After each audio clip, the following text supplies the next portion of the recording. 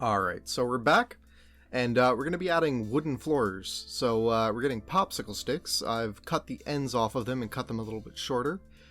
Just doing a dry fit now to make sure that we have enough, and it actually turned out that I didn't, so I had to cut, I believe, 6 more. And what you're going to notice is that popsicle sticks compared to a mini, they're really wide. You know, you're never going to find a floorboard as wide as your shoulder width. So what we're going to do is we're going to take a sharp knife and be very careful, but score them down the middle. I found scoring them and then at the very end pressing to split the stick then lets you just sort of pop them apart very nicely like that. And I'm going to break some of them, cut some of them in half, and we'll do a dry fit just to see how we like them laid out.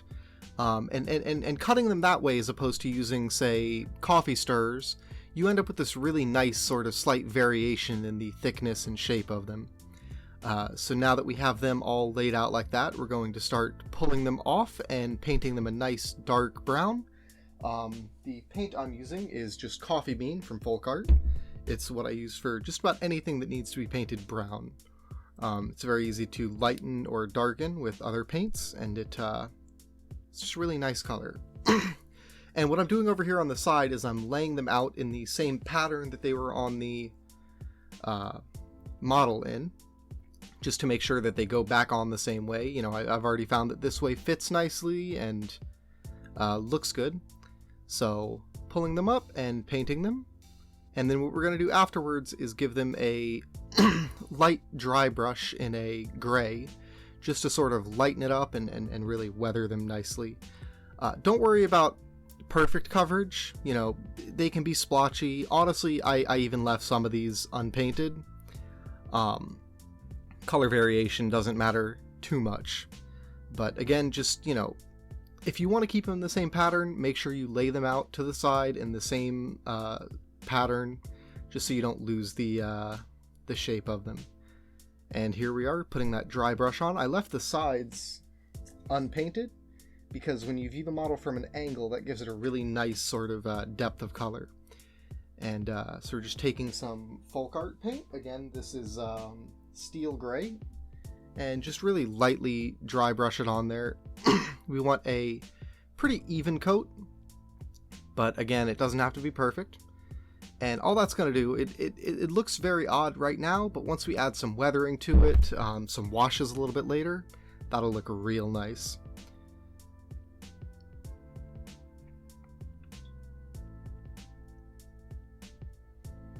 Alright, so while the paint on those dries, we're going to go ahead and add a decal. So I've got these printer sheets, just a bunch of decals, no special paper, no special ink, no special printers. You can take a file down to Staples and get this done. You can do it at home if you have a printer. And I've just put a bunch of signs, a bunch of posters. I think I'm going to use this propaganda poster. I believe it's a Cuban propaganda poster from the Cold War. So we'll go ahead and cut that out with a sharp knife. And we're going to be able to apply this to our piece very nicely. You know, you don't need decal paper, you don't need special sticker paper. Printer paper works fine. If you want to get fancy, you can, but this gets the job done. So we'll go ahead and trim the edges to make sure we don't have any strange white bits along the side. And then I'm going to tear it a little bit, just to make it look like it's been up there for a while. You know, maybe wind or kids have torn a corner of it off. So there we go. Alright. And you can see the poster there. It's very nice. It is a bit too clean though. So this is going to seem a little bit nasty, but I found that it works. We're getting our nasty black paint water that we use to clean out our brushes. And just dip it in there. That also serves to saturate the paper and thin it a little bit. Put a little dab of glue, smear it around the general area where we want the poster, and stick it right on there. Press it down, and that paper is also going to help it or sorry, the water is going to help it adhere a little bit to the wall. Take some Mod Podge and just paint across the whole thing to harden it up a little bit and really stick it down. And there we go. We're going to weather it a little bit. Just the same way we did our walls on a smaller scale. Just paint over the whole thing in a kind of watered down, brownish, blackish, splotchy mess. Lightly dab it on after giving it just a second to dry, and there we go. And I think we're also going to put a decal up here. So, going back to my decal sheets, let's find one we like. I'm thinking...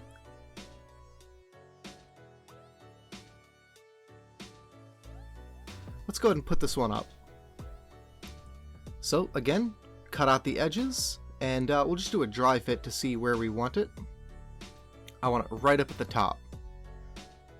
So we go ahead and lay the piece down on the table with the decal under it and mark out along the edge with a nice sharp pencil so we know where to cut. And then cut it out with a pair of scissors and just, take it slow, be very, very precise with it. And then afterwards, we've got this. And this fits right up there. Perfect. Great. Alright, so a little bit of glue just to hold it up there while we work. And go ahead and stick it on, smear that glue around a little bit, and just take your time getting it real nice lined up. There we go. And we're going to paint Mod Podge around the edge of it, and then a very thin layer over the front. And then to weather it, once that Mod Podge has gotten just a little bit tacky, we run our thumb roughly across it. And that'll pull up a little bit of the ink, giving us this sort of faded, splotchy, old paint look. Beautiful.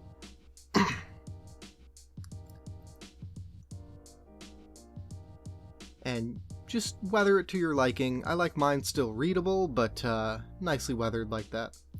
And just like before, we're going to put another layer of Mod Podge thinly over it just to really hold down the paper and to lock in all that ink that we just rubbed off. Now we take our boards and glue them down one by one, and this process can take a while, but it's worth going slow to make sure that you get a really nice result.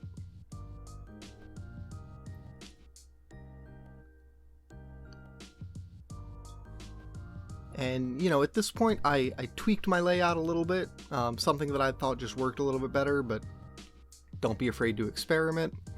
And if you end up with gaps between boards, don't even worry about it. You can just leave them as is and it'll look fine, or you can see what we do a little bit later and cover them up. But for now I've left a few unpainted just to sort of get a difference in color on it. And at the end that actually turned out really nice looking. So this part is optional, but go ahead and put some PVA glue, sort of random big splotchy piles. And we're going to take sand. This is just playground sand. I got it at Home Depot for like $3. And it comes in a giant bag. I've got mine in just a smaller container that's easier to work with. And you want to put something underneath your piece. Here I've got a paper towel. Just to pour all that sand back into the container. You don't want to lose it afterwards. But we're going to get that on there, and we have nice little piles. Then we take PVA glue and thin it out around the piles, just to get a more natural look. And again, more sand. And what we're doing is using that sand actually to hide the cracks in the flooring, anything where you can see the foam underneath. And then just a very, very thin layer everywhere else, just to have a couple pieces sitting around.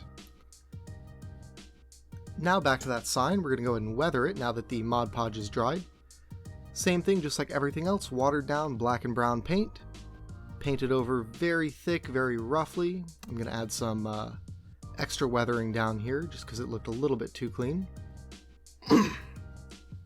And same thing up on that sign. And the fact that we tore a little bit of that pigment up means that there's some nice fibrous paper underneath for that pigment to really grab onto.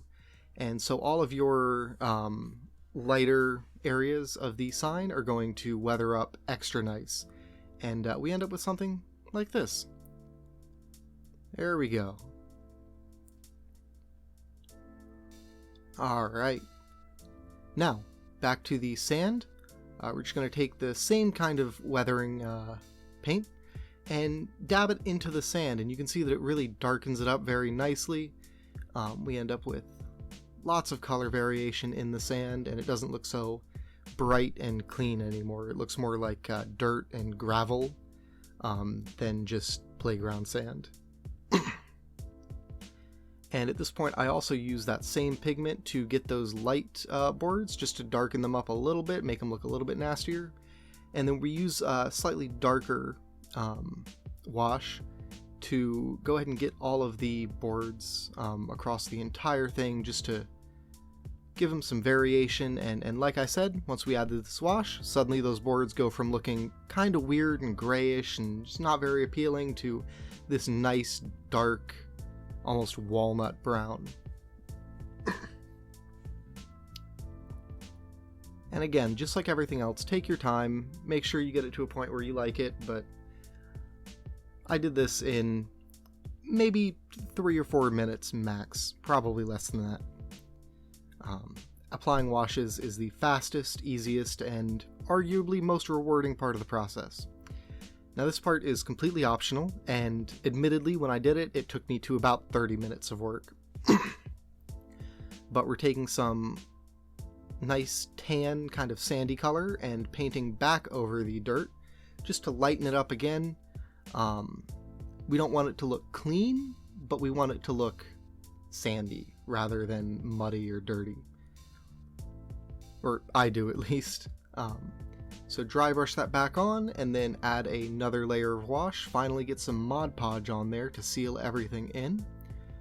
This is very important, as without Mod Podge or some kind of sealant to keep that sand on there, it will eventually start to decay and chip off, and you'll end up with sand everywhere and none of it on the piece. So after all that work, we end up with this. It's not perfect, but I'd say it looks pretty good. That sandy texture combined with the dark wood is a really nice contrast. Those broken pieces are nice and dull. What I did for them is just tap them sharp side down on my table a couple times just to make sure that there's no sharp corners. And then those decals look real nice once they dry. You end up with this really awesome effect where they just seem to blend in with the wall around them. You know, the weathering is very even. So, that's it. I'm looking for new projects right now. I've got a few in mind, but I'd love to hear what you have. Just give me any ideas you might have for Pour Hammer. Tell me, show me anything that you want to see made easily and cheaply, and I can try my best at least. So stay tuned, because we've got one more part to this series, and then after that I'll be building a electrical moving city gate. Kind of a final post-apocalyptic coup de grace, so check that out.